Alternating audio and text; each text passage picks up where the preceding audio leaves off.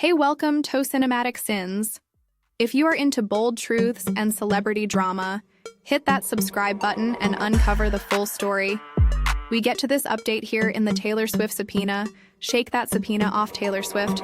Probe dropped by Justin Baldoni and Blake Lively. Battle's latest twist. My guess is this means Taylor Swift will find a way to coordinate her evidence with Justin Baldoni's side. I don't think this is a loss for Justin Baldoni. I think she's working with them, and rather than subpoena and get records the hard way, they're going to come into more of an agreement. That's what I believe says breaking caught in the blast radius of multiple million-dollar lawsuits between Blake Lively and Justin Baldoni over accusations of harassment and an online smear campaign. Taylor Swift can now shake off that pesky subpoena. In an unexpected move, the It Ends With Us star and director has withdrawn the paperwork seeking information from Swift about what she knew about what went down between her pal Lively and Wayfair Studios co-founder Baldoni on the DV-themed film. Part of the reason the summons was dropped was because details that the Brian Freridman represented Baldoni and Cruz sought were provided. I hear, okay, that's exactly what I said.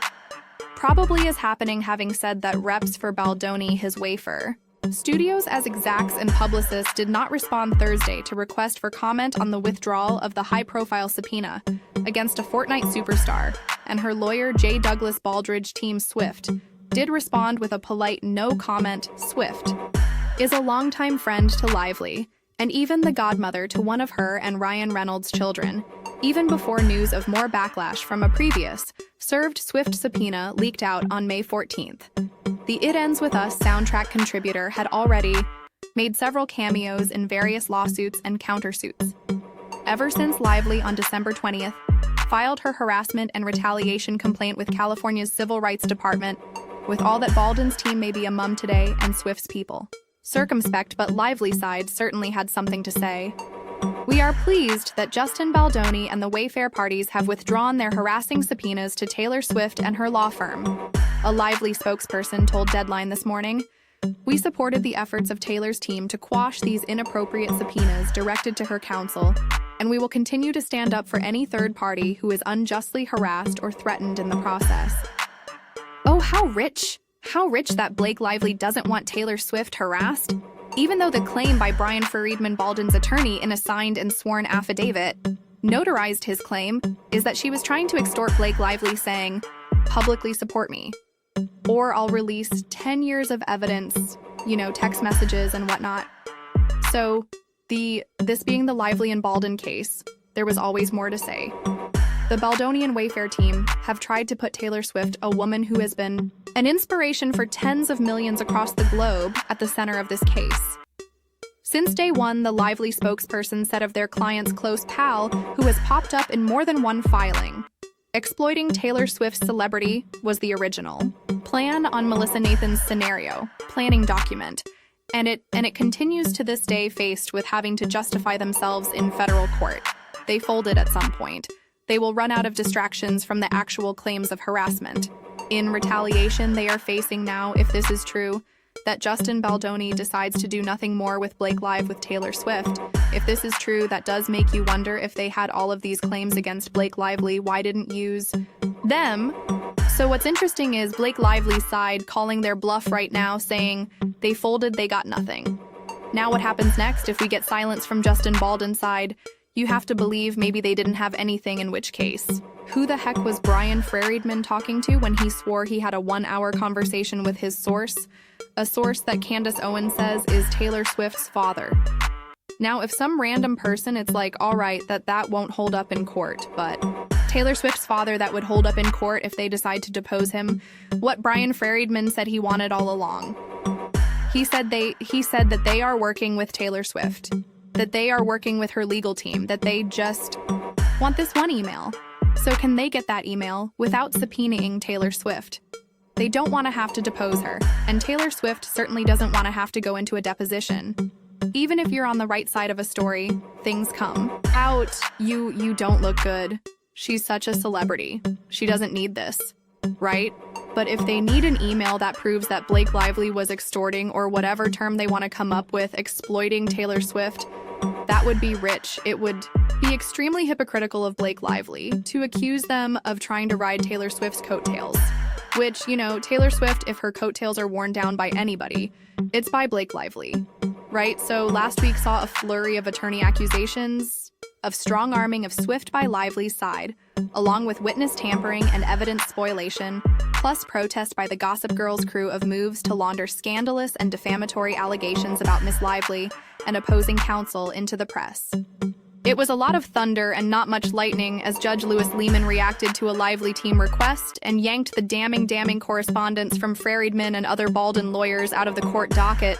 The letter is improper and must be stricken ordered. Judge Lehman, in response to a motion by Lively's side, filed mere hours after Friedman's letter. It is irrelevant to any issue before this court and does not request any action from this court. I don't think it's irrelevant at all. Procedurally speaking, I can't really speak on behalf of that. I'm no expert. I don't think it's irrelevant at all. But what comes next will be important if this conversation happened around Valentine's Day. What took Baldwin's side so long to even talk about it? Were they negotiating privately with Taylor Swift's father? If it's true that Blake Lively made this up, and I say if because we don't know for sure, although I believe she made it up, I believe she bent many circumstances into the direction of her being a sort of self-proclaimed victim here. If that's true, and we don't get any other evidence out here, you can imagine Taylor Swift has a tough decision to make. Burn your friendship. Now, obviously, you would do that if she's using you to say Taylor, leaking information. Possibly that Taylor Swift wanted this composer, so we had to fire that guy.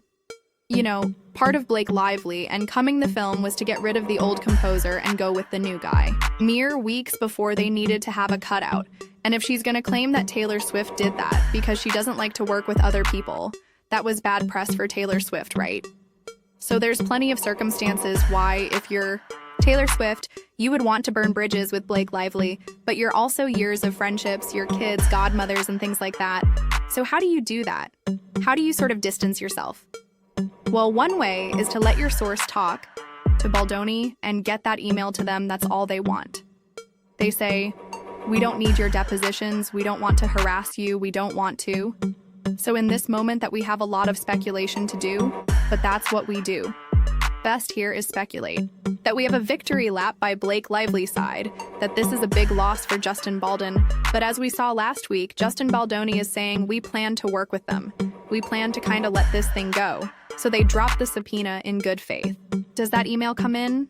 That's the big question. So anyhow, I wanted to get this to you guys. While I also have the afternoon rush again, like I said, I'm up against a deadline. I'm interviewing some folks for this case for tomorrow's episode. So check that out.